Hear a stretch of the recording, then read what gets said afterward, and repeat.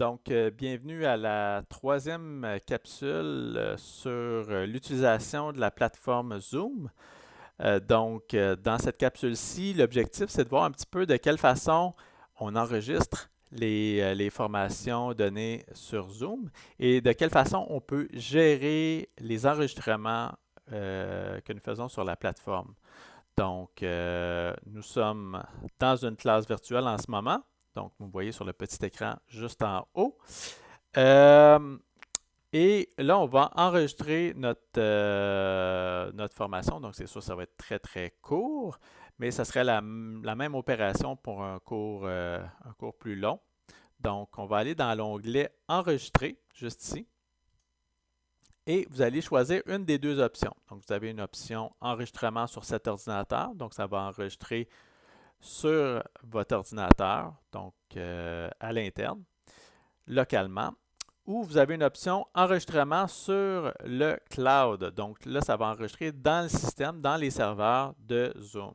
Donc, c'est la méthode peut-être plus facile pour gérer et donner un lien de l'enregistrement aux étudiants. À ce moment-là, on va pouvoir leur donner un lien. On va pouvoir choisir le type d'accès qu'on veut donner aux étudiants sur cet enregistrement. Donc, on va pouvoir avoir un contrôle, je vous dirais, sur l'enregistrement. Donc, je vais faire enregistrement sur le cloud.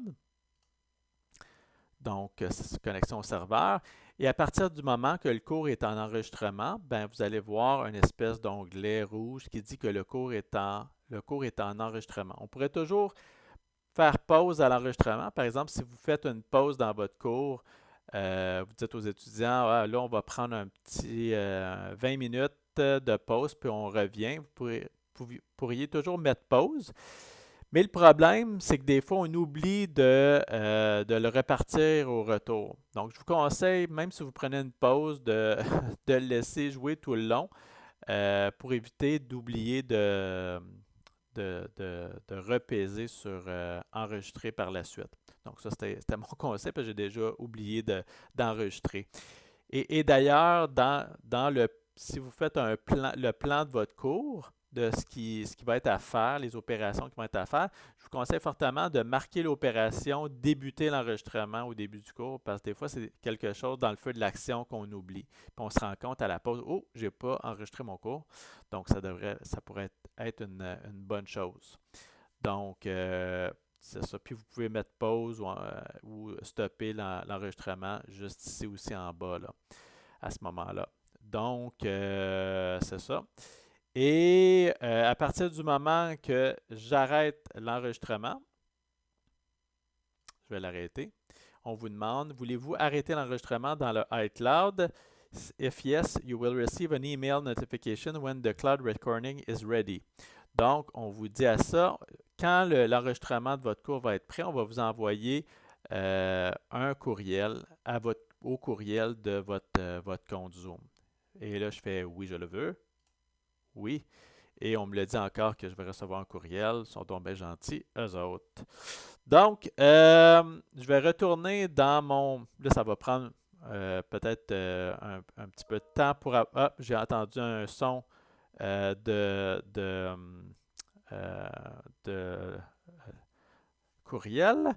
Donc, à ce moment-là, je vais aller voir dans mes courriels. Oui, donc à ce moment-là, je vais aller voir dans mes courriels. Je vais, euh, je vais aller sur Zoom. Dans le fond, je vais aller sur mon compte Zoom. C'est là que je vais faire la gestion de mes vidéos. Ils vont se retrouver à cet endroit-là. Je vais dans mon compte. Et dans mon compte, hein, j'avais mes réunions avec toute ma liste de réunions. Et l'autre élément important, c'est mes enregistrements. Donc, à cet endroit-là, ben, je vais avoir les enregistrements sur le iCloud qui vont se retrouver juste ici.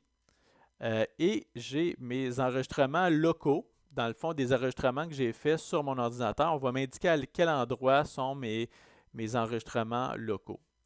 Je vous recommande fortement de faire vos enregistrements sur le cloud, justement pour la gestion.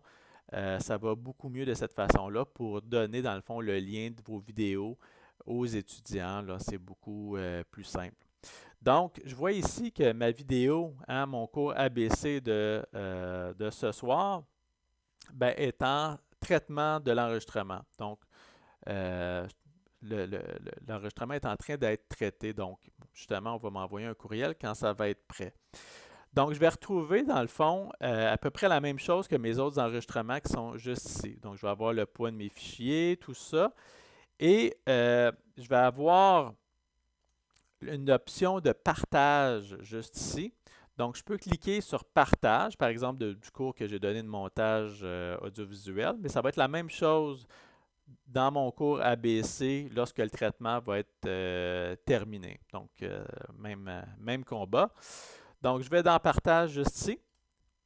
Et là, je vais pouvoir choisir plusieurs choses très intéressantes. Est-ce que je veux partager cette vidéo-là? Donc, ça serait une bonne idée de le partager si vous voulez le donner aux étudiants, s'ils veulent revoir certains éléments du cours, ou si ultérieurement quelqu'un n'a pas pu accéder au cours pour X, Y, Z raison. Donc, je vais le partager publiquement, mais avec certaines restrictions. Est-ce que je donne le droit aux utilisateurs de télécharger la vidéo? Je peux dire non. Je ne veux pas qu'ils téléchargent la vidéo. Ça pourrait être le cas que vous vouliez qu'ils puissent la télécharger, mais je pourrais dire non. Je ne veux pas qu'ils téléchargent la vidéo. Inscription à la demande, je ne veux pas non plus. Il faut qu'il soit inscrit pour le faire. Ce n'est pas le cas. Je pourrais protéger mon enregistrement avec un mot de passe. Donc, lapin. Donc, n'importe quoi, là. Donc, à ce moment-là, il faut que vous leur disiez le mot de passe. À ce moment-là, ça restreint un peu et les gens doivent avoir le mot de passe pour pouvoir visionner la vidéo du cours. Donc, ça donne un certain contrôle. Et après coup, ben, je peux prendre, ça c'est le lien pour visionner l'enregistrement. Donc, je peux sélectionner l'enregistrement de la réunion, le lien, commande C ou CTRL C selon si vous êtes sur PC ou sur Mac, et vous donc le copier et vous le coller sur Omnivox comme lien web ou dans un message Omnivox, vous copiez le lien, puis eux peuvent accéder au lien du cours. Donc, vous dites cours de telle date, puis vous envoyez le lien après le cours. Donc, une fois que le document est traité. Donc, à ce moment-là, tous les étudiants peuvent réécouter le cours que vous venez d'avoir et réviser la matière. Ça, c'est vraiment un outil qui m'a sauvé beaucoup, beaucoup de temps. Hein. Je sais que dans le sondage sur les TIC qu'on a fait récemment, le temps revenait beaucoup comme un grand irritant. Donc, j'ai gagné beaucoup de temps en répétant pas plusieurs fois la même chose, surtout quand on avait des procédures à faire et quelqu'un ne comprenait pas la procédure. Est-ce que tu as écouté la vidéo? Je lui donne le lien, réécoute. Puis si tu ne comprends pas, reviens me voir. Donc, à ce moment-là, c'est la façon de faire pour partager une vidéo avec les étudiants. Puis vous pouvez faire une fois que les vidéos à la fin de la session, vous n'avez plus besoin de vos vidéos, vous pouvez toujours supprimer les vidéos en faisant plus, supprimer. Puis de votre côté, vous avez toujours la possibilité de télécharger les fichiers du cours aussi, si vous voulez les utiliser à une autre fin, vous voulez faire une conférence, montrer une procédure que vous avez faite en classe, vous pouvez aussi, parce que vous administrez votre propre compte, vous pouvez télécharger votre propre vidéo.